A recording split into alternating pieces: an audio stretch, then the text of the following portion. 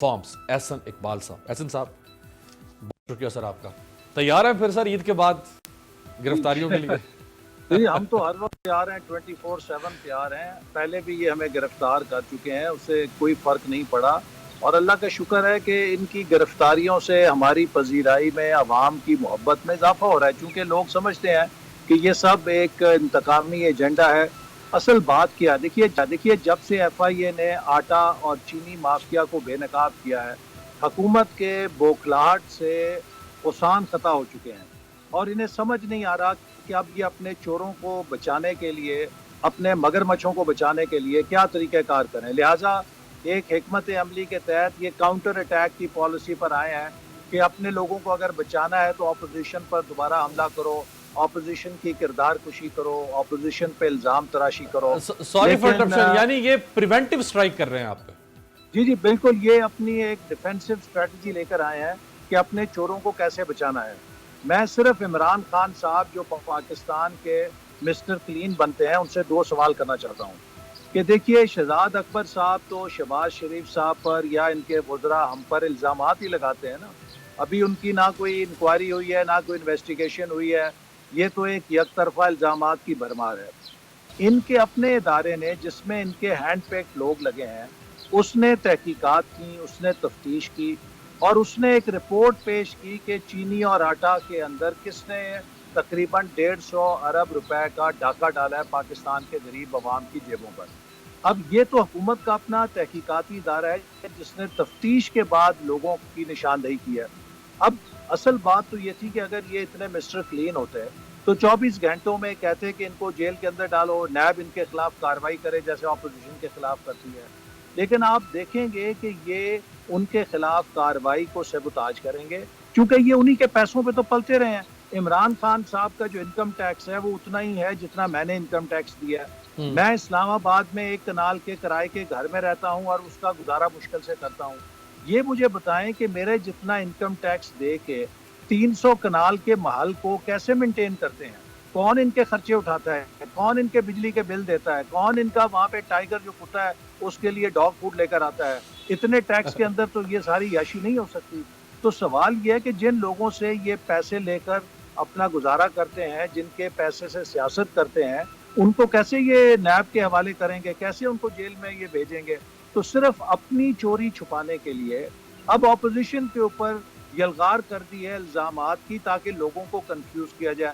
اصل مسئلہ وہی ہے کہ چینی اور آٹے چوروں کا حساب دو اور فورن فنڈنگ کا حساب دو. دیکھیے نا 5 سال ہو گئے ہیں, اتنے یہ مسٹر کلین تھے, اتنے یہ شفاف تھے, تو یہ تو خود اپنی بکس پیش کر دیتے. اسٹیٹ بینک نے ان کی چوری پکڑی, تقریباً 2 درجن سے زیادہ اکاؤنٹ ہیں کہ جو انہوں نے الیکشن کمیشن کے آگے ڈکلیئر نہیں کیے تھے اور چوری چلا رہے تھے. اس میں کروڑوں روپے کا, اربوں روپے کا پیسہ آیا, وہ کس نے اڑایا, کس کے پاس کیا, کوئی حساب نہیں ہے. بیرون ملک مقیم پاکستانیوں کو ورگلا کے چندہ لے کر آئے اور اب ان کو بتانے کے لیے کوئی جواب نہیں ہے. جب ان کی اپنی پارٹی کے شخص نے وہ حساب مانگا تو اس کو پارٹی سے نکال دیا, اور اس کے بعد الیکشن کمیشن میں کبھی سٹے آرڈر لے لیتے ہیں, کبھی کہتے ہیں جی یہ کارروائی چھپا کے رکھو, اس کو میڈیا کو نہ حوالے کرو. میں آپ کے پروگرام کے حوالے سے حکومت کو پھر پیشکش کرتا ہوں کہ آئیے ہمارے خلاف جو کیس ہیں اور جو آپ کے خلاف کیس ہیں, صحیح ہے, سب کی ٹرانسپیرنٹ میڈیا کے سامنے ٹرائل کریں, لوگوں کو پتا چلے کہ ہم نے کس بات کا جواب دینا ہے اور آپ کا کیا کیس ہے, آپ نے کس بات کا جواب دینا ہے. لیکن یہ چھپتے ہیں, اپنے کیسز چھپاتے ہیں, ہمارے خلاف میڈیا ٹرائل کرتے ہیں. کیوں نہیں یہ ٹی وی کے اوپر ٹرائل کرتے ہیں؟ چونکہ آپ نے میڈیا ٹرائل کی بات کی احسن صاحب, تو آپ نے کہا مسٹر کلین, یعنی عمران خان جو خود کو کہتے ہیں مسٹر کلین, تو یہ مسٹر کلین کے ایک مسٹر اکاؤنٹیبلٹی ہیں شہزاد اکبر. ہم دیکھ رہے ہیں وہ چند دنوں سے زیادہ اوفینسو اسٹریٹجی کے ساتھ سامنے آ رہے ہیں. انہوں نے 13 مئی کو ایک پریس کانفرنس کی, الزامات کی بوچھاڑ, وہی میڈیا ٹرائل, ایک ہی اسکرپٹ ہے ان کے پاس شہباز شریف صاحب کے خلاف, آپ کی لیڈرشپ کے خلاف. پھر انہوں نے 16 مئی کو ایک پریس کانفرنس کر دی, 3 دن کے گیپ, ہو سکتا ہے 2 دن کے بعد پھر پریس کانفرنس کر دیں. تو یہ جو ہو سکتا ہے آپ کی لیڈرشپ بہت کرپٹ ہو, لیکن یہ 2.25 سال سے صرف پریس کانفرنس, تو آپ کے اوپر انہوں نے وہ نیم اینڈ شیم تو کر رہے ہیں, انہوں نے آپ لوگوں کی نظر میں تو آپ لوگوں کو چور ثابت کر دیا ہے. دیکھیے یہ ان کی حکمت عملی ہے, ان کی پوری حکمت عملی یہ ہے کہ مخالفوں کے خلاف بہتان اتنے لگاؤ کہ ان کی کریڈیبلٹی ختم کر دو.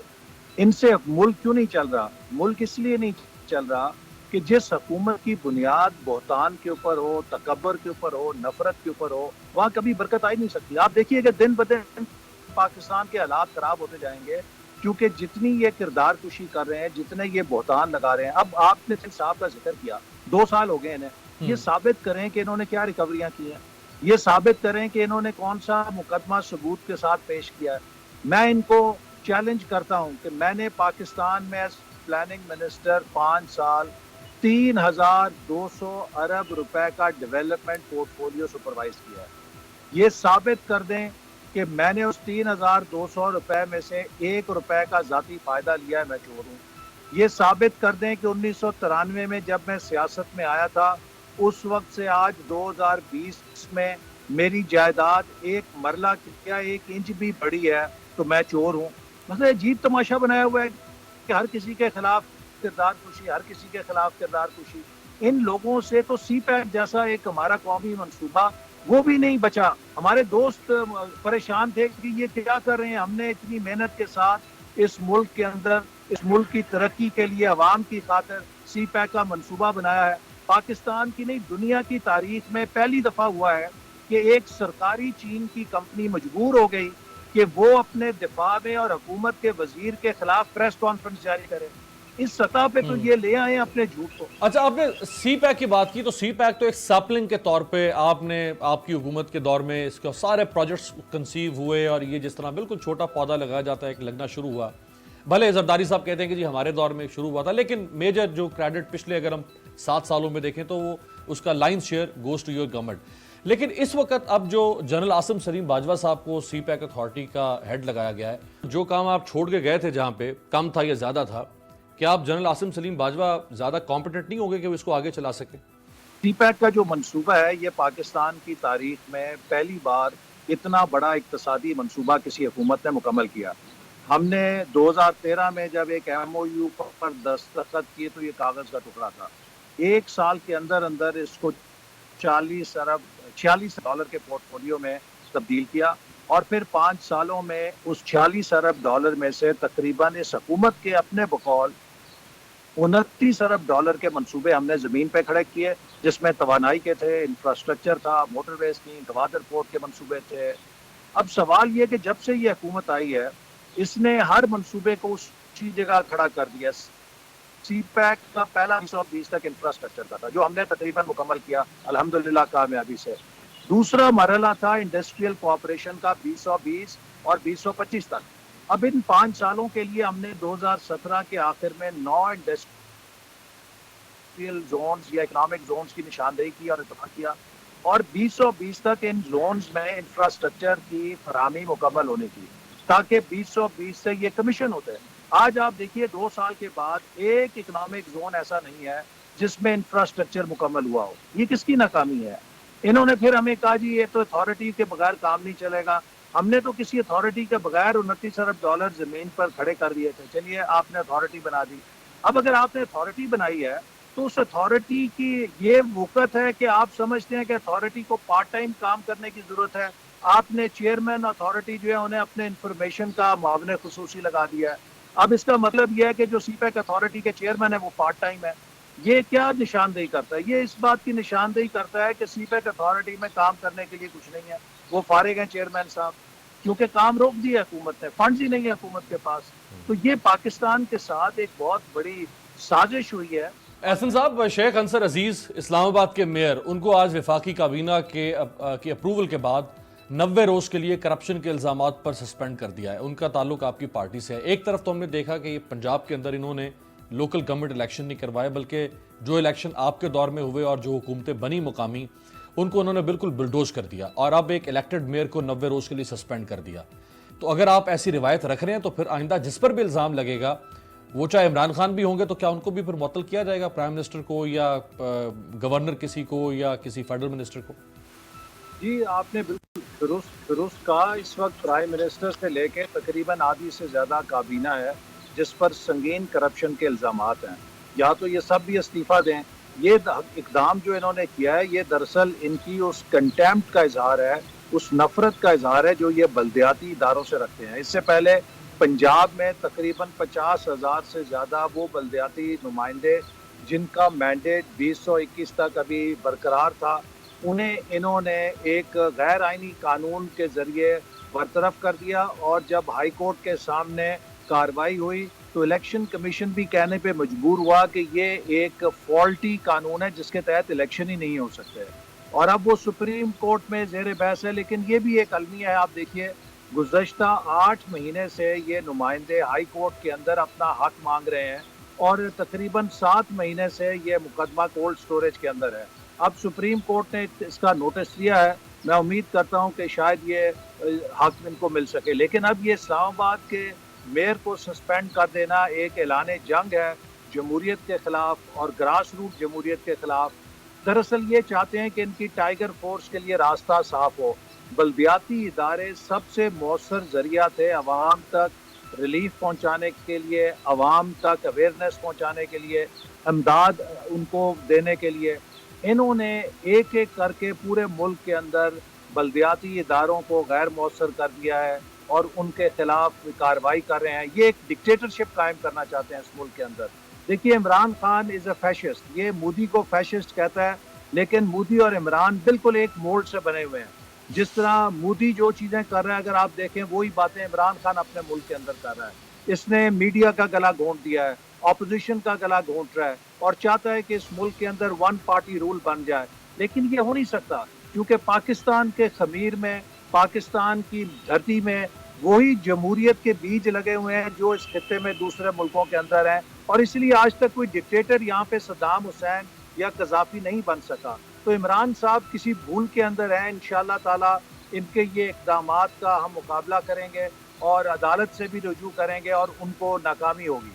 اچھا، غلام سرور خان صاحب فیڈرل منسٹر ہیں، ان کو بھی بلا لیا نیب نے ان کے ایسٹ بیونڈ مینز کیس میں، لیکن انہوں نے ایک مورل لیڈ لینے کی کوشش کی اسمبلی میں کھڑے ہو کے. بڑی انہوں نے دھواں دھار تقریر کی. شاید اس سے تو ان کی تقریر سے صاف ظاہر ہو گیا ہے کہ یہ ایک نورا کشتی ہے.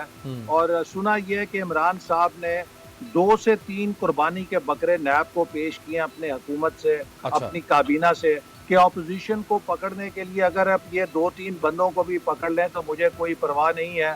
چلیے میں اپنے اپوزیشن کے لوگوں کو تو اندر کرنے میں کامیاب ہو جاؤں گا. یعنی 2 ہمارے پکڑ لیں اور 10 ان کے پکڑ لیں، کوئی ایسی ڈیل ہے؟ جی انہوں نے کہا ہے کہ اپوزیشن کے جسٹیفائی کرنے کے لیے کوئی 2-3 ہمارے بھی پکڑ لیں. یہ انہوں نے کوئی نام دیے ہیں چیئرمین نیب کو کہ مجھے اعتراض نہیں اگر آپ ان لوگوں کو پکڑ لیں. تو اب دیکھتے ہیں کہ پی ٹی آئی کی صفوں میں وہ کون سے قربانی کے بکرے ہیں جن کے نام وزیر اعظم نے چیئرمین نیب کو پیش کیے ہیں، جن کو اپوزیشن کو اندر کرنے کے لیے قربانی کا بکرا بنایا جائے گا. اپوزیشن کے کہنے پہ کرونا کا اجلاس بلایا گیا، لیکن اس میں جو کچھ ہوا وہ آپ خود اس کا حصہ ہے، آپ کو پتہ ہے، شور شرابہ اور کوئی کنکریٹ کوئی چیز سامنے نہیں آ سکی ہے. پھر آپ یہ دیکھو کہ قومی اسمبلی کا اجلاس ہو رہا ہے، 3 دن اجلاس جاری رہا. 3 دنوں میں حکومت ایک کاغذ کا صفحہ ٹیبل پہ نہیں رکھ سکی اسمبلی کے اندر کہ یہ ہماری حکمت عملی ہے کرونا سے نپٹنے کے لیے. ایک صفحہ نہیں رکھ سکی کہ آج تک ہم نے یہ اقدامات کیے ہیں تاکہ ہم ممبران کو بتانا چاہتے ہیں اس پہ آپ بحث کریں. ایک صفحہ نہیں رکھ سکی کہ اگلے 30 دنوں میں، اگلے 60 دنوں میں ہم کیا کرنے جا رہے ہیں. یہ جتنی نالائق حکومت ہے پاکستان کی تاریخ میں، اتنی بڑی نالائق حکومت دیکھنے میں نہیں آئی. اور اس نے آئنسٹائن نے کہا تھا کہ جو انکمپٹنس ہے یہ ایک بہت بڑا کرائسس ہوتی ہے. ہم ایک بدترین گورننس کے کرائسس سے گزر رہے ہیں کیونکہ ایک نااہل حکومت ہم پہ مسلط ہے.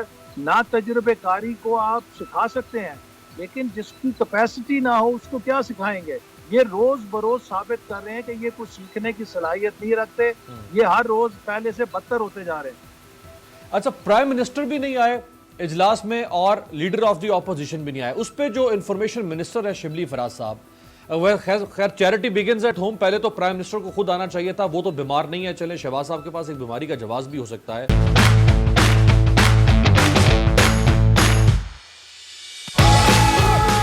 بھائی جانا مت، یہ بال نظر نہیں آئی آپ کو؟ بہت آنا اسلام آبادی کا جیت گئے 10 لاکھ روپے سے پورے.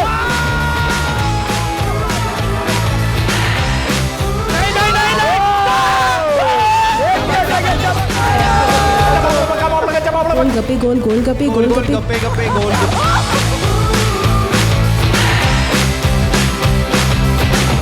नहीं है नहीं अरे, मुंह पे बोलो अरे, एक मिनट मेरी बात सुनो। ठोको यहाँ ठोको हाय माँ।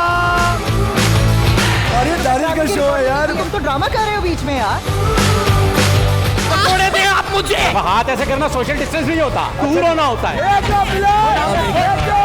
एसएस ग्रांड जीत के फिर से